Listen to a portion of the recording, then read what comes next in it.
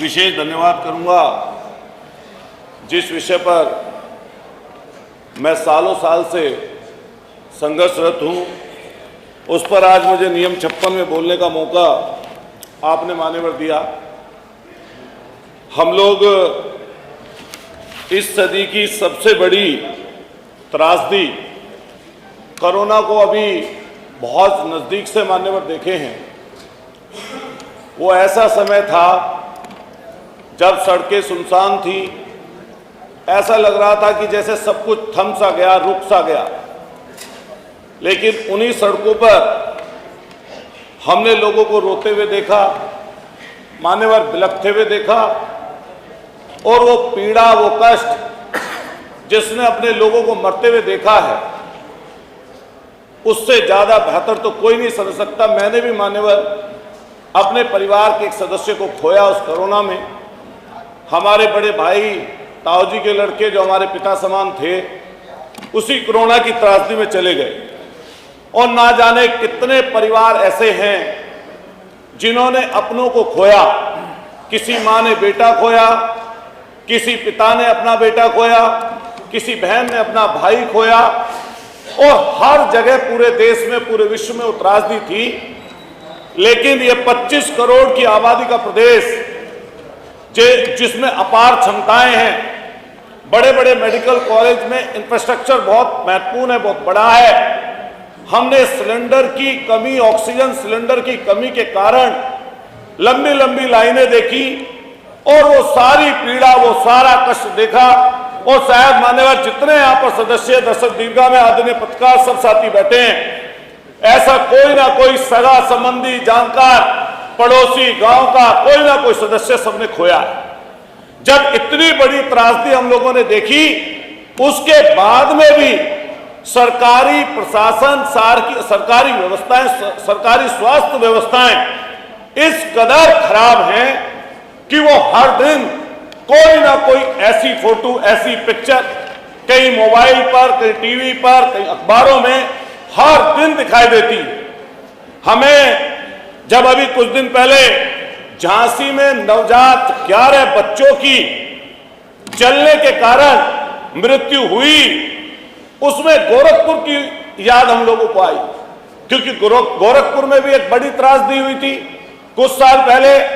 लेकिन जब गोरखपुर के बाद आपके झांसी के मेडिकल कॉलेज में इतनी बड़ी त्रासदी हुई, और उसके बाद में जो लीपापोती उस पर हुई, वो मान्यवर बहुत अफसोसजनक है। और उसके बाद में संवेदनहीनता की वो सारी हदें पार हो गई, जब वहां पर तो लाशों में बच्चियां, जिनकी माएँ थी, जिनके बच्चे थे, उनकी माएँ बिलख रही थी। पूरा झांसी और पूरा प्रदेश कोहराम में था। वहां पर माननीय डिप्टी चीफ मिनिस्टर साहब के लिए कली बिछाई जा रही थी, पर्दे बदले जा रहे थे, और ऐसी व्यवस्था की जा रही थी कि ना जाने किस चीज के लिए माननीय मंत्री जी आ रहे हैं। और क्या सोचा होगा जिला अस्पताल के प्रशासन ने, और क्या सोचा होगा वहां के स्थानीय प्रशासन ने, जो इस तरह की व्यवस्था करके दी। लेकिन आज तक मान्यवर उन विभाग के लोगों पर, और खास तौर से जो वहां के प्रिंसिपल थे, एनएस सेंगर, जो वहां पर प्रिंसिपल थे, और प्रिंसिपल होने के नाते जिनकी सबसे बड़ी जिम्मेदारी थी, आज तक कार्रवाई के नाम पर मान्यवर उनके ऊपर सिर्फ यह किया गया कि वो लखनऊ से अटैच कर दिए गए। मैं आपके माध्यम से माननीय मंत्री जी से कहना चाहता हूं, उस अस्पताल में प्रिंसिपल साहब के साथ साथ ऐसे कई डॉक्टर हैं जो प्राइवेट प्रैक्टिस में ही नहीं बल्कि प्राइवेट अस्पताल वहां पर संचालित कर रहे हैं। इसलिए उनकी जितनी भी सोर्सेस हैं, जितनी उनकी विद्वानियत है, जितना उनको काम वहां अस्पताल में करना चाहिए मान्यवर, वो सरकारी सुविधा नहीं दे पा रहे। और यहां तक कि मैं आपको बता दूं जानकारी के लिए, प्रिंसिपल साहब श्री हॉस्पिटल चला रहे हैं, डॉक्टर राजकुमार वर्मा आपके हॉस्पिटल चला रहे हैं, doctor Kuldeep Chandel sunshine hospital चला रहे हैं, डॉक्टर हमारे आशीष जी राजपूत आपके सनोज हॉस्पिटल चला रहे हैं, डॉक्टर संगीता राठौर वह मां वैष्णो हॉस्पिटल चला रही हैं। तो मैं मान्यवर ये कहना चाहता हूं आपके माध्यम से कि ऐसी परिस्थितियों के बावजूद भी ऐसा क्या दबाव है, ऐसी क्या चीजें हैं इतनी बड़ी त्रासदी के बाद भी जिससे पूरा देश हिल गया हो, और वहां पर अभी तक उनकी जिम्मेदारी तय नहीं की गई, बल्कि प्रशासन ने एक एकड़ पल्ला झाड़ लिया कि ये आग शॉर्ट सर्किट से लगी है। लेकिन मान्यवर वो जो वहां पर साक्षात थे उन्होंने ये बताया कि जो ऑक्सीजन के आपके वहां पर नर्सरी बनी हुई थी, और नर्सरी के लिए माननीय मंत्री जी ये बात जानते हैं, ये बताएंगे। आपके माध्यम से आपसे पूछना चाहता हूं कि उस नर्सरी में एक बच्चे की जगह पर 2 बच्चे लेटा दिए जाते थे। उस ऑक्सीजन सिलेंडर से पाइप हट गया, पाइप हटने के कारण वहां पर नर्स पहुंची, उसे जैसे माचिस की तिल्ली जलाकर कोशिश की कि उस पाइप को गर्म करके चढ़ा दूं उस पर ऑक्सीजन के सिलेंडर पर, वो जैसी ही तिल्ली लगाई वो आग में तब्दील हो गया, और इतनी बड़ी लापरवाही के कारण 11 बच्चों की, नवजात बच्चों की वहां पर मौत हुई। लेकिन आज तक जांच में ढांक के 3 बार, इसमें मान्यवर कुछ अभी तक नहीं हो पाया। मैं आपके माध्यम से कहूंगा कि माननीय मंत्री जी जांच करा ले, और करा ली होगी आपने, कि ऐसी स्थिति क्यों आन पड़ी, और आपकी नाक के नीचे यहां पर माननीय अध्यक्ष जी, माननीय मंत्री जी की नाक के नीचे 3 बड़े अस्पताल है लखनऊ, यहीं पर पीजीआई हो, केजीएमयू हो, चाहे आपके लोहिया हॉस्पिटल हो, आप वहां पर जाकर व्यवस्था देखिए। वहां के कर्मचारी सिर्फ न केवल लखनऊ के, मान्यवर पूरे उत्तर प्रदेश के सरकारी अस्पतालों पर, मेडिकल कॉलेजों पर एम्बुलेंस लगी हुई है प्राइवेट अस्पतालों की, और वहां पर मरीजों की खरीद फरोख्त होती है। आज ही चले जाए माननीय मंत्री जी और यहां पर जाकर देख लें, प्राइवेट अस्पतालों की एम्बुलेंस खड़ी होंगी, और उन प्राइवेट अस्पतालों वाले लोग इनके कर्मचारियों को मोटा पैसा देकर, कमीशन देकर, वहां पर इमरजेंसी में जो ऐसे लोग होते हैं जो 3-3 दिन तक वहां पर इमरजेंसी के बाहर पड़े रहते हैं, और ऐसी स्थिति इमरजेंसियों के सामने है कि वो गाड़ी में लेते रहेंगे, एम्बुलेंस में वाले लेते रहते हैं। ऐसी व्यवस्था है कि उनको मरीजों की फिर खरीद फरोख्त होती है, और प्राइवेट अस्पतालों में लोग चले जाते हैं। मान्यवर आपके माध्यम से कहना चाहता हूं, अभी मेरठ का एक वाक्य है, माननीय मंत्री जी को सूचना उसकी हुई होगी। वाक्य क्या है? एक प्राइवेट हॉस्पिटल में एक बच्चा जना, एक महिला ने बच्ची हुई, बच्ची होने के बाद उसने फोन घर पर किया, उसके पति ने यह कहा कि बच्ची हुई है, मुबारकबाद, और बच्ची की जैसे मुबारकबाद दी, और जैसे ही महिला लिफ्ट के अंदर गई, लिफ्ट टूट गई, और लिफ्ट टूटने के बाद में वही महिला उसी लिफ्ट में दुर्घटनावश मौत हो गई। माननीय अध्यक्ष जी, ये जो घटनाएं बताई जा रही हैं माननीय, इसकी सूचना तो होगी नहीं। एक निश्चित घटना होनी चाहिए, तात्कालिक हो, निश्चित हो। ये नियम 56 की सबसे पहले एलिजिबिलिटी है, उसके आधार पर हो। अब इतनी बातें आएंगी, उसका जवाब मंत्री जी के पास कैसे होगा मान्यवर? सही है। ये मेरा कहना यह है, आपने बोलने की अनुमति दे दी, देखिए कम से कम 6-7 मिनट हो गए, ज्यादा हो गया। मेरा यह कहना है कि इसमें घटना सुनिश्चित हो, एक घटना के ऊपर वो होता है।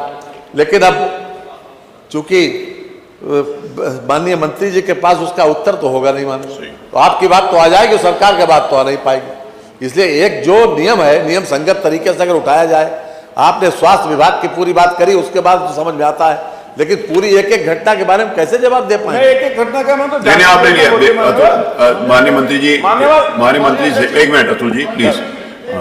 आप अगर आप सूचना देखें, मैंने देखी, 3 घटनाओं का उल्लेख है, मैं 2 घटनाओं उसमें, का है, एक घटना हमारे राज्य सरकार से संबंधित ही नहीं है। नहीं, कैसे जवाब दे पाएंगे? उसमें एक बात माननीय, देखिए माननीय संसदीय कार्य मंत्री जी और माननीय संसदीय कार्य राज्य मंत्री जी के द्वारा जो कहा गया है, 1 मिनट आपको नहीं, आपका विषय नहीं है। नो, नहीं, अभी जब आपका नंबर आएगा तो आप विषय बोलिएगा। अरे उनको बिठा दीजिए, उनको बोलने के बाद क्या होगा तो मैं तय करूंगा। उसमें अतुल जी, माननीय मंत्री जी ने सही कहा है कि आपने जो नोटिस दी है उस नोटिस को पढ़िए। उस नोटिस के अंतर्गत जो फायर से संबंधित जो झांसी में घटना हुई उससे संबंधित कोई विषय है तो आपने अपनी बात रखिए, और एक कोई जनरल बात आप प्रत्येक घटनाएं आप एक डॉक्टर का नाम ले रहे कि कौन सा डॉक्टर कौन सा प्राइवेट हॉस्पिटल चला रहा था, उसकी सूचना तो होगी नहीं।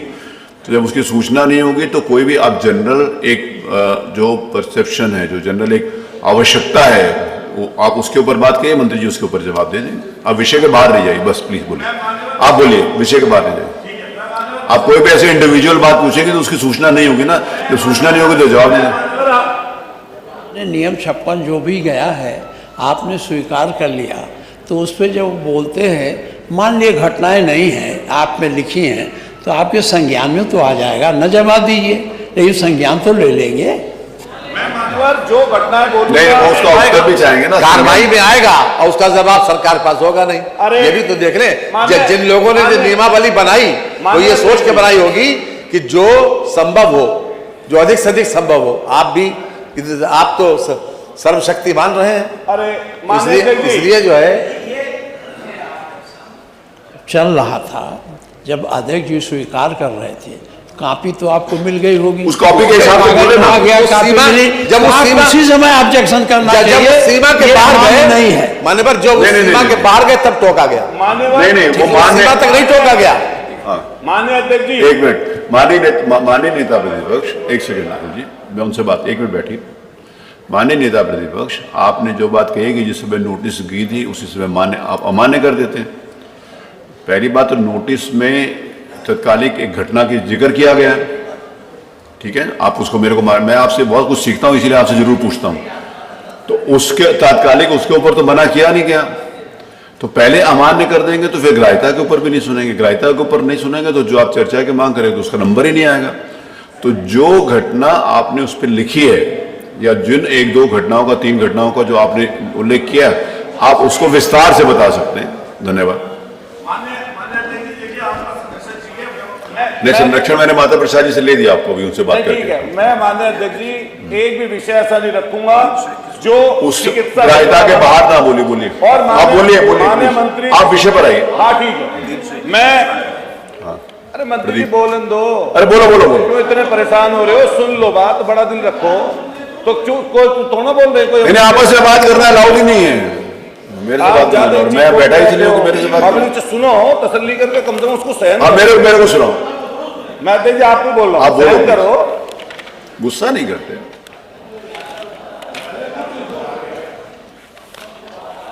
अब राजाओं को तो अधिकार है, मैं हम लोग तो माननीय प्रजा हैं। अध्यक्ष जी आपसे कहना चाहूंगा, आपके माध्यम से हमारे यहाँ सुनिए सुनने की क्षमता रखिए, आप विषय के बाहर नहीं बोलिए, मेरे को बताइए। मैं माननीय अध्यक्ष जी आपके माध्यम से कहना चाहता हूं कि पता नहीं क्या परेशानी है, क्या दिक्कत है, क्या प्रॉब्लम है। अगर हम जो ये विषय उठा रहे हैं, अगर जनता के ना हो, जनहित के ना हो, स्वास्थ्य विभाग से जुड़े हुए ना हो, और यहाँ पर जो बातें चलती हैं, जिस तरह के जवाब सामने से आते हैं, माननीय मंत्री जी जब बोलेंगे क्या सिर्फ इसी बात पर बोलेंगे? माननीय मंत्री जी पुरानी चीजों का अगर पूछोगे तो इधर बोलना पड़ेगा। मैंने मंत्री जी अब चलिए, ये आपका टाइम हो रहा है 10 मिनट। मैं आपके माध्यम से माननीय मंत्री जी से कहना चाहता हूं कि आपके यहाँ पर Uttar Pradesh corporation medical supply के लिए एक संस्था बनी है, वो संस्था का गोदाम एयरपोर्ट के पास है। आप हमारे जो विधायक जी हैं, रागनी जी ने बताया कि आप छापे काफी लगे। आगरा में 20 साल से दवाई की सप्लाई करने वाला व्यक्ति पकड़ा गया और 20 साल से कर रहा था सप्लाई, आपके सामने भी कर रहा होगा। हमारे खुद के मेरठ के सरदना में मान्यवर खड़िया होती थी जी, खड़िया की दवाई बनाकर करोड़ों रुपए का माल अभी बरामद हुआ, खड़िया से दवाई बना रहे। तो मैं आपसे कहना चाहता हूं कि जो आपका ये medical supply corporation Uttar Pradesh बना है, इसमें आपकी जो दवाई रखने का प्रबंध, जिसके लिए मेडिकल सप्लाई कहां से आ गई? नोटिस तो पढ़ो मेरे भाई। दवाई मान्यवर कुछ इससे संबंधित कुछ बोलेंगे नहीं, व्यवस्था कुछ नहीं बोलोगे तो फिर बैठ जाओ। तो इनसे बोलने दीजिए मान्यवर। अरे जबरदस्ती बार आप टोक देंगे, फिर मान लिया क्या बोला जाएगा। मेरे पास सुनो, आप ये जो खड़िया वाली बात करो तो आप उसकी अलग से दवाई के अब उनके पास उसका कोई जवाब नहीं होगा ना, क्योंकि दवाई आपने के पहले संबंधित बता रहा हूँ ना उस चीज के लिए।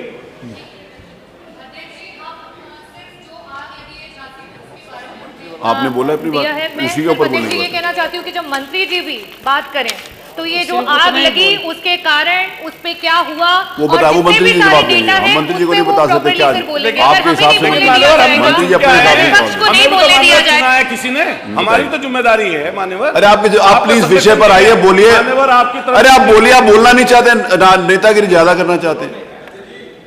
अब आप कहाँ बजट माननीय अध्यक्ष जी, मैंने अभी आपके माध्यम से माननीय मंत्री जी से यही कहा कि दवाई का जो गोदाम है, जहां से दवाई झांसी भी जाती है, मेरठ भी जाती है, पूरे प्रदेश में जाती है, वो पर्टिकुलर कुछ दवाइयां, महंगी दवाइयां मंगा के रख लेते हैं। अगर आज ही माननीय मंत्री जी चले जाएं, जिन दवाइयों की सप्लाई अलग अलग मेडिकल कॉलेज और अस्पतालों में सरकारी रूप से होती है, अगर आज ही चले जाएं, वही महंगी दवाइयां धूल फाक रही हैं, इंजेक्शन के बड़े बड़े कार्टन वहां पे बने रखे हैं। अगर आज ही चले जाएंगे तो करोड़ों रुपए की एक्सपायरी डेट की दवाइयां आपको मिल जाएंगी, जो अलग अलग जगह सप्लाई होती थी। मान्यवर, एक दो चीज और बात कह के मैं अपनी बात खत्म करूंगा।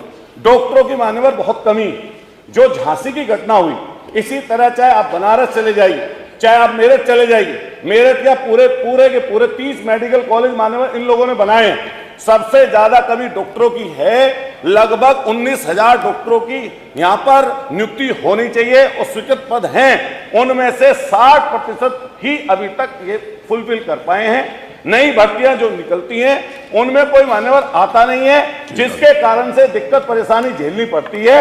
और मैं अभी आपके सामने कहना चाहता हूं, विशेषज्ञ डॉक्टरों की तब भर्ती माननीय मंत्री जी ने विभाग ने निकाली है, उसमें डॉक्टर नहीं आए। खासतौर से रेडियोलॉजिस्ट, आपके रेडियोथेरेपी वाले डॉक्टर नहीं आ पाए। और इसमें सबसे ज्यादा पेच मान्यवर ये फंसा हुआ है कि सैलरी का निर्धारण ठीक तरीके से नहीं हो पाता। मैं एक चीज और मान्यवर कहूंगा आपके माध्यम से कि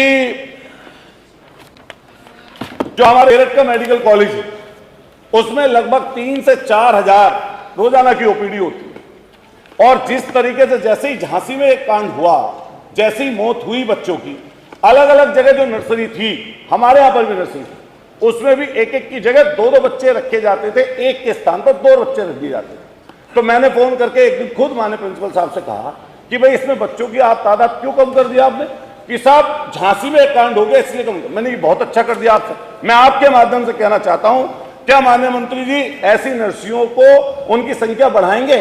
और बढ़ाएंगे तो शायद कब तक बढ़ा देंगे?